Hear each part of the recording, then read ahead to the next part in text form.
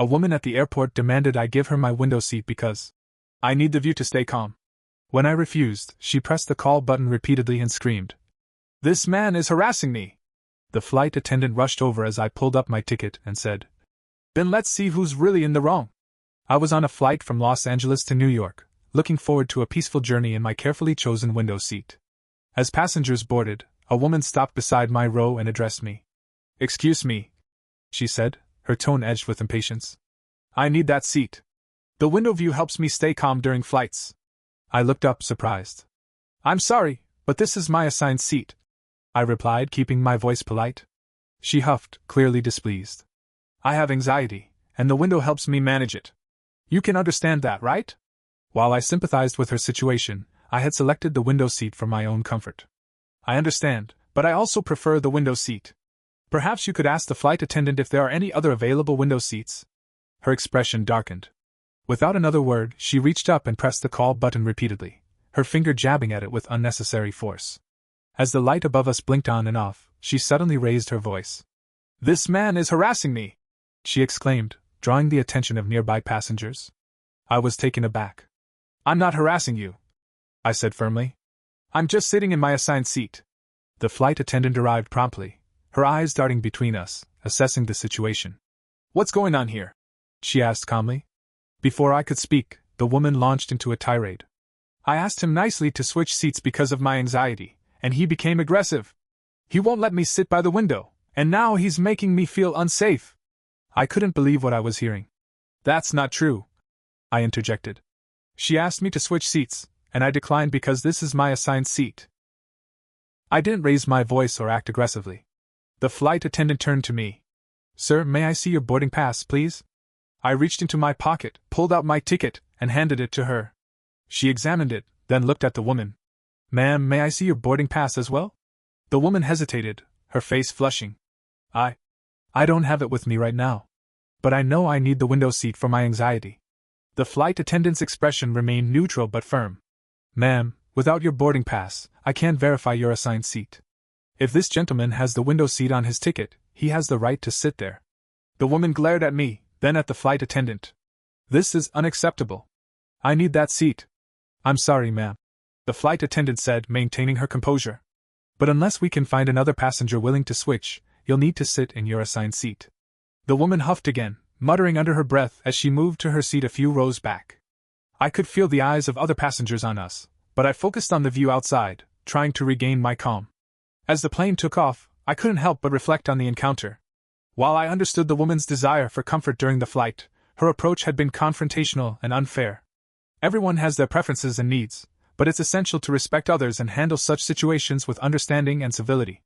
The rest of the flight was uneventful, but the incident lingered in my mind. It served as a reminder of the importance of clear communication and mutual respect, especially in shared spaces like an airplane cabin.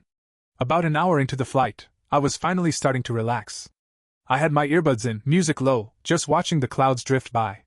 The woman who tried to take my seat was sitting a few rows behind me. I didn't think I'd hear from her again. I was wrong. Out of nowhere, I felt a tap on my shoulder. I took one earbud out and turned slightly. It was her.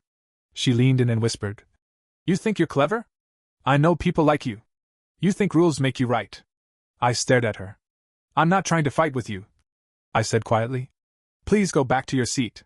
She didn't move. "You'll regret this," she hissed. "I always get what I want."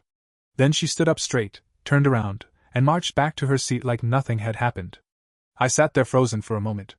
What the hell was that supposed to mean? I pressed the call button. The same flight attendant came over, this time with a more serious look. "I just want to let you know," I said. "That woman came up and threatened me just now." The attendant nodded slowly. "Did anyone else see or hear this?" "No," I admitted.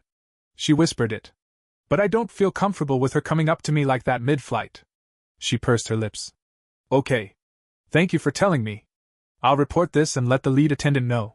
I thought that would be the end of it, but about 20 minutes later, I noticed the same woman whispering to another passenger, pointing at me. Then she pointed again. She was clearly trying to rally people to her side. A middle-aged guy in a suit looked over at me. Then a woman with a travel pillow. One by one, they glanced at her, then at me, then whispered among themselves. I had no idea what she was saying to them, but I could feel it building. Eventually, the guy in the suit stood up and walked toward me. He leaned down and spoke quietly. "Hey, man. I heard you were being aggressive toward that lady earlier. Maybe you should chill out and let her have the seat next time. It's not worth upsetting people." I stared at him. "You've got to be kidding me. I didn't do anything. She wanted my seat, I said no, and now she's going around trying to turn people against me?" He raised his eyebrows and shrugged. "Just saying. A little kindness goes a long way." I watched him walk back to his seat, fuming. This was ridiculous. I had done absolutely nothing wrong, and now I was being painted as some villain midair. I got up and walked to the back of the plane, asked for the lead attendant, and calmly explained everything that had happened since boarding: the seat request, the call button stunt, the fake accusation, the whispering, the threat, and now the attempt to smear me to other passengers. The lead attendant listened carefully, jotting things down. "We take passenger behavior seriously," she said. "Let me see what I can do." I sat back down, but my heart was racing. It wasn't just about a seat anymore. This woman had made it personal. She wanted to make me miserable.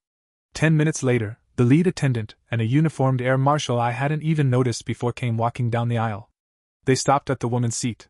There was a hushed conversation I couldn't hear. The woman's expression went from smug to shocked, then defensive, then furious. She tried to argue, but the air marshal just held up his hand and pointed toward the front of the plane. She got up and stormed down the aisle, shooting daggers at me as she passed.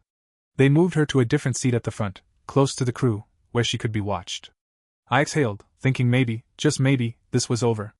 It wasn't. After she moved, I started getting glances from others nearby. Some passengers, clearly influenced by her, looked annoyed, even disgusted. I overheard one whisper. "He got her moved? Seriously?" I had become the villain in someone else's narrative. Then the flight attendant came by again and knelt by my seat. "Sir," she said softly, "I have to tell you something. She told other passengers you were harassing her because she's a woman. She said you made comments." My stomach dropped. "That's a lie. I never said a single inappropriate thing." "I believe you," she said. "But some passengers are upset. We'll keep an eye on it. If anyone bothers you, let us know." I nodded, but I was stunned. This wasn't just about a seat anymore. This woman was trying to ruin my reputation with a plane full of strangers. I looked around the cabin. People were whispering. Some were looking at me like I was trash. I had no way to defend myself. No one knew the full story. All they had was her twisted version. And we still had 4 hours left in the air. I was tense for the rest of the flight. Every time someone walked past me on the way to the restroom, I wondered if they were silently judging me. A couple of them stared a little too long. A few turned their heads quickly when I looked up. The woman hadn't just lied, she was working the whole cabin like a smear campaign. Then things got even stranger. About 30 minutes after they moved her, the lead flight attendant came back, crouched down next to me again, and whispered. "Sir, we have a situation." "That is not something you want to hear midair." "What kind of situation?" I asked. She took a breath. "The woman who made the complaint, she's trying to file a formal mid-flight incident report against you." I blinked. "She's what?" "She's requesting documentation to submit a claim after landing. She's saying you verbally threatened her before boarding and made inappropriate remarks at the gate. That's escalated far beyond anything we expected." "That's completely false," I said, my voice low but tight. "I never even saw her before she stood next to my seat." "We're looking into surveillance footage from the gate," she said. "We've already contacted the flight crew who were on duty during boarding. So far, no one can corroborate her story. But I wanted you to know what she's doing." I thanked her quietly, then sat back in my seat stunned. This woman wasn't just stirring up drama, she was trying to build a fake paper trail. She was playing the long game. What would have happened if there wasn't footage? Or if someone had misremembered something and thought I really did say something off? She was trying to trap me. The worst part? She was calm now. I could see her from my seat, sitting up front like she had nothing to worry about. She was chatting casually with the man next to her, sipping a soda. You'd think she hadn't just tried to nuke a stranger's life. I didn't want to react, but I couldn't just sit there anymore. I got up and asked to speak with the air marshal. They don't usually like being bothered, but I wasn't taking chances. The flight attendant let me wait in the galley area until he could come speak to me. When he showed up, he was quiet and serious. I explained everything again, this time, in more detail. I showed him my boarding pass, my seat reservation email, even the time-stamped receipt where I paid extra for the window. I explained that I had zero interaction with the woman prior to boarding. He nodded, taking it all in. Then he said something that chilled me. "You're not the first person to file a report about her. Her name has come up before in similar incidents on other flights." That's when it clicked. This wasn't just a bad day.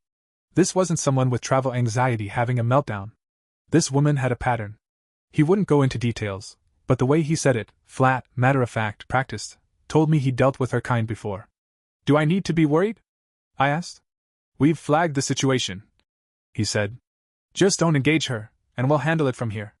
I thanked him and sat back down, trying to calm myself. I thought it couldn't escalate more than that. I was wrong again. An hour before landing, the woman stood up, again, and walked past the curtain toward the cockpit. Not into the cockpit itself, but into that front area where the pilots go in and out. A flight attendant intercepted her, and there was a heated exchange. I couldn't hear all of it, but I did hear one thing clearly. She's claiming she needs to inform the pilot about a dangerous passenger. That dangerous passenger? Me. The pilot didn't come out. The air marshal did. Within minutes, they escorted her back to her seat. This time, 2 flight attendants followed closely. They gave her a firm warning, but she looked defiant. She wasn't done. When she passed my row again, she gave me a long, cold stare. Her mouth curled into a fake little smile. I didn't return it. Then she said, just loud enough for the people around me to hear, "Some people just don't know when to stop being a predator." I turned slowly. "I'd watch what you say," I said quietly. "There are cameras now. On planes.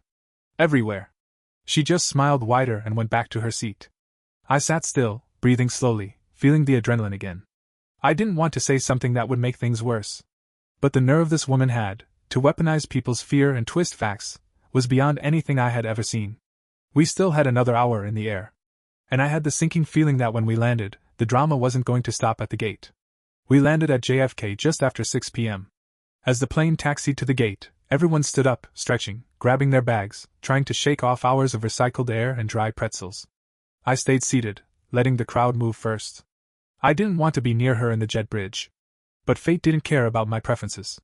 As I stepped into the terminal, I saw her, standing off to the side, with 2 TSA officers and the air marshal. My heart dropped. One of the officers looked my way and waved me over.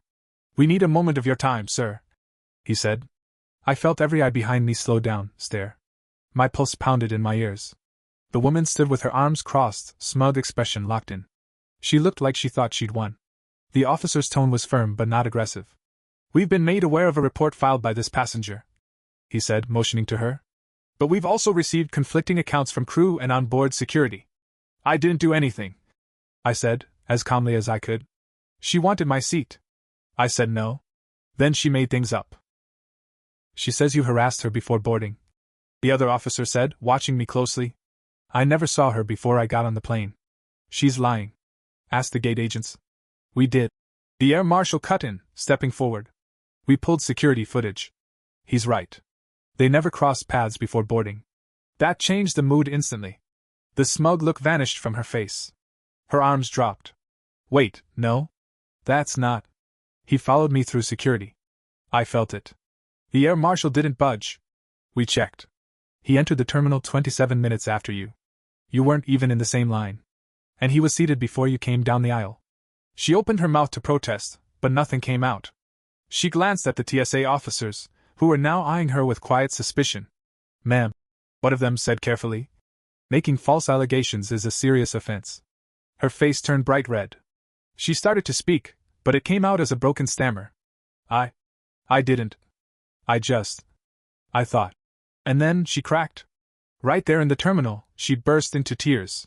Loud, messy, public sobbing. People stopped and stared. A few even pulled out phones. It was like watching a mask fall off.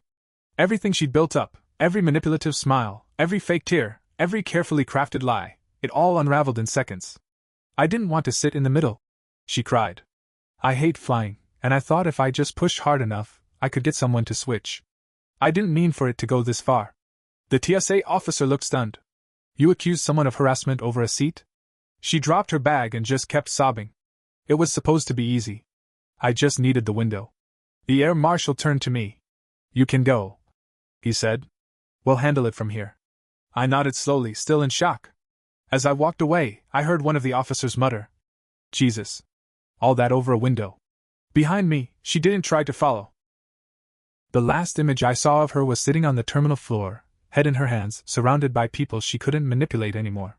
Later that night, I sat in my hotel room, the city lights buzzing outside the window.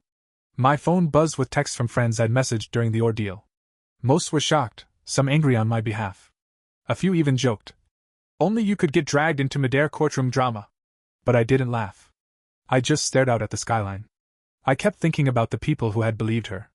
The man in the suit who told me to chill out. The flight attendant who had to play referee. The strangers who shot me looks based on nothing but a whispered lie. And her. What kind of life do you have to lead to be willing to ruin someone else's just to get a little more comfort? I wasn't angry, not anymore. Just disappointed. In how easily lies spread. In how quickly people pick sides with no facts. In how thin the line is between a calm evening and a nightmare that almost followed me off the plane. There wasn't a neat, satisfying conclusion. No apology from her. No dramatic courtroom payoff. But there was clarity. I did nothing wrong. And this time, the truth came out before it was too late. So, no, I'm not angry. I'm not broken. But I'm not naive anymore either. Not everyone gets a happy ending. But sometimes, just surviving someone else's story is enough.